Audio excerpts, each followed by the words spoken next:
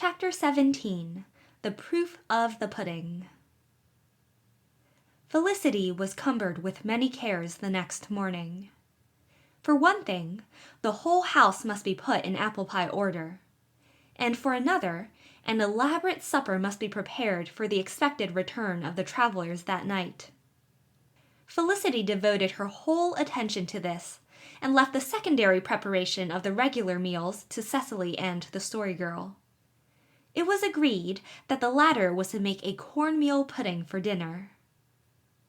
In spite of her disaster with the bread, the Story Girl had been taking cooking lessons from Felicity all the week and getting on tolerably well, although, mindful of her former mistake, she never ventured on anything without Felicity's approval. But Felicity had no time to oversee her this morning. "You must attend to the pudding yourself," she said. "The recipe's so plain and simple even you can't go astray, and if there's anything you don't understand you can ask me, but don't bother me if you can help it."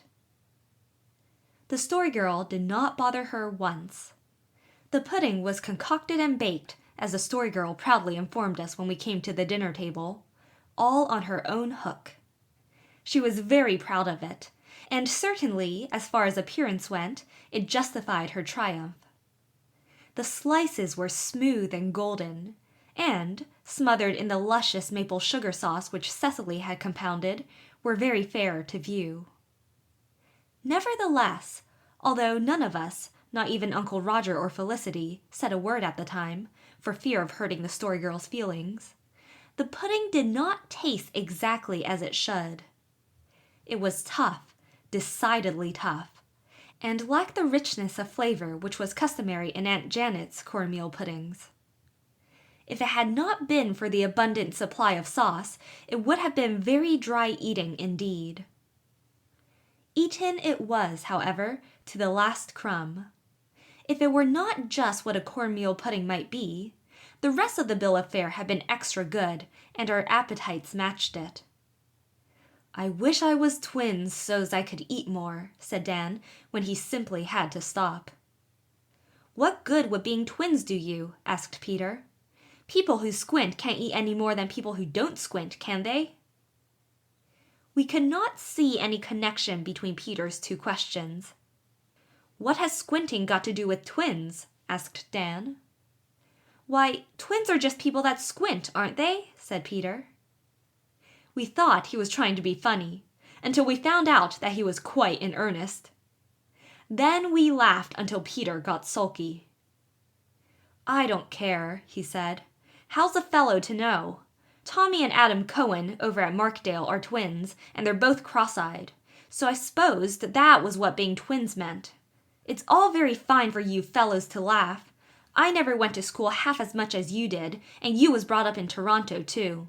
If you'd worked out ever since you was 7 and just got to school in the winter, there'd be lots of things you wouldn't know either." "Never mind, Peter," said Cecily. "You know lots of things they don't." But Peter was not to be conciliated, and took himself off in high dudgeon. To be laughed at before Felicity, to be laughed at by Felicity, was something he could not endure. Let Cecily and the Story Girl cackle all they wanted to, and let those stuck-up Toronto boys grin like Chessy cats. But when Felicity laughed at him, the iron entered into Peter's soul. If the Story Girl laughed at Peter, the mills of the gods ground out his revenge for him in mid-afternoon. Felicity, having used up all the available cooking materials in the house, had to stop perforce, and she now determined to stuff 2 new pincushions she had been making for her room. We heard her rummaging in the pantry as we sat on the cool spruce-shadowed cellar door outside, where Uncle Roger was showing us how to make elderberry popguns. Presently she came out, frowning. "Cecily, do you know where Mother put the sawdust she emptied out of that old beaded pincushion of Grandmother King's after she had sifted the needles out of it? I thought it was in the tin box." "So it is," said Cecily.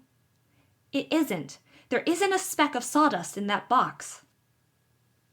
The Story Girl's face wore a quite indescribable expression, compound of horror and shame. She need not have confessed.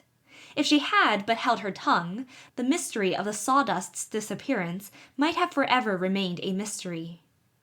She would have held her tongue, as she afterwards confided to me, if it had not been for a horrible fear which flashed into her mind that possibly sawdust puddings were not healthy for people to eat, especially if there might be needles in them, and that if any mischief had been done in that direction, it was her duty to undo it if possible at any cost of ridicule to herself. "Oh, Felicity," she said, her voice expressing a very anguish of humiliation. I thought that stuff in the box was cornmeal and used it to make the pudding." Felicity and Cecily stared blankly at the Story Girl. We boys began to laugh, but were checked midway by Uncle Roger. He was rocking himself back and forth with his hand pressed against his stomach. "Oh," he groaned, "I've been wondering what these sharp pains I've been feeling ever since dinner meant. I know now. I must have swallowed a needle. Several needles, perhaps. I'm done for." The poor Story Girl went very white. "Oh, Uncle Roger, could it be possible? You couldn't have swallowed a needle without knowing it. It would have stuck in your tongue or teeth." "I didn't chew the pudding," groaned Uncle Roger. "It was too tough. I just swallowed the chunks whole." He groaned and twisted and doubled himself up, but he overdid it. He was not as good an actor as the Story Girl. Felicity looked scornfully at him. "Uncle Roger, you are not one bit sick," she said deliberately. "You are just putting on."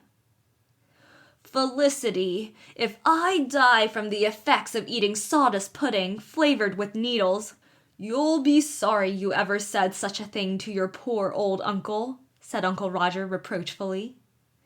"Even if there were no needles in it, 60-year-old sawdust can't be good for my tummy. I dare say it wasn't even clean." "Well, you know everyone has to eat a peck of dirt in his life," giggled Felicity. "But nobody has to eat it all at once," retorted Uncle Roger with another groan. "Oh, Sarah Stanley, it's a thankful man I am that your Aunt Olivia's to be home tonight. You'd have me killed entirely by another day. I believe you did it on purpose to have a story to tell." Uncle Roger hobbled off to the barn, still holding on to his stomach. "Do you think he really feels sick?" asked the Story Girl anxiously. "No, I don't," said Felicity. "You needn't worry over him. There's nothing the matter with him.